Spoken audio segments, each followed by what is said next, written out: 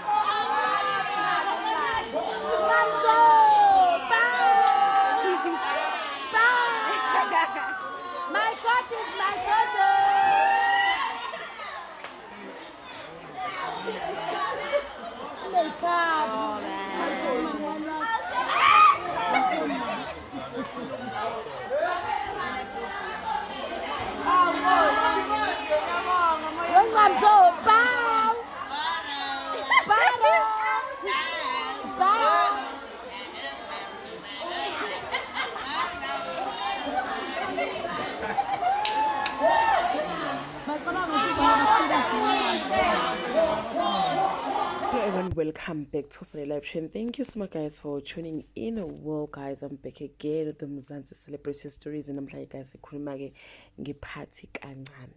Wow, what a day. Guys, niyazi ukuthi bakithi since the beginning of this month bekutrenda ke indaba ke party kancami einkundleni ke zokuxhumana abantu bethi siyahamba siphathini kancami. Finally guys, on Saturday the party ke happened yenzeke ke eMlazi kwa Max's Lifestyle. Manje be complain ke guys bethi bekufanele kutholakala indawo ngaseNtuzuma kuzokwenzela ke uncame iphathi yakhe, hayi ukuthi ke athathwe ayiswe le koMlazi ekubeni ngasiyena ke owaseMlazi. Some they felt like abantu baseNtuzuma ke they were not given a chance to celebrate with uncame. But abanye bathi ke guys, if they wanted to do a party for uncame, they still have a chance, they can still do it khona le eNtuzuma. Abanye bathi kufanele ngabe yenziwe egroundini, bona banayo imali yokuya lapha yana kwathini kanjani njani. It was just a lot of things ke abantu ke kuphambana ke imbono ke einkundleni zokuxhumana bexela ukuthi ke kunede kwangena ke ama-influencers nama-celebrities kwavele kwamosheka ke izinto. Guys, iphathi encane was successful, it was beautiful, bonke umuntu bejabule. Bathi abanye beyasiyaqala ke nje ukuyiphathini la ungazoba khona stress ukuthi uzoqhukani, uzofakani icade enyaweni, like abantu beyifakela amahlamvu ekhanda, beyifakele ama-hippies angafani, bekuphithizela nje guys, bekukuhle. But ke guys, uMiss Party ke Miss Party was very happy. It just that nje I felt like the formal dress for yena bengathi bengasinto ke ayithanda ngaleyo ndlela ngoba uyakhipha nogwaye wabhema khona like nje ubekade ungancami was just being uncami.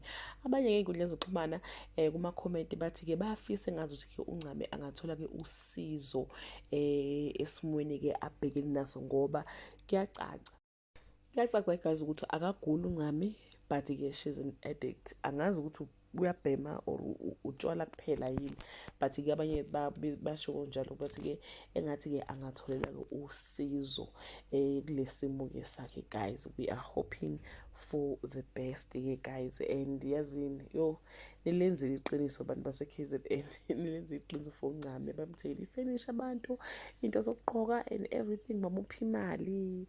Hayi bakithi, it was bittersweet moment ngempela because uyambona ngama video ukuthi ubuya khale noma wakhe was very happy. Ushaya isingisi bakithi uncame, uyabona ukuthi akaguli ukuthi nje ikhona inkinga aba nayo ke ekuhambeni kwesikhathi empilweni yakhe. Singase simbone ke naye ke eseshaka ama content la enkundleni ke zokuxhumana. That brings us to the end of this video. To leave your comment below and share your opinion ukuthi wena ubona ukuthi ihambe kanjani iphathi kancane. Bye.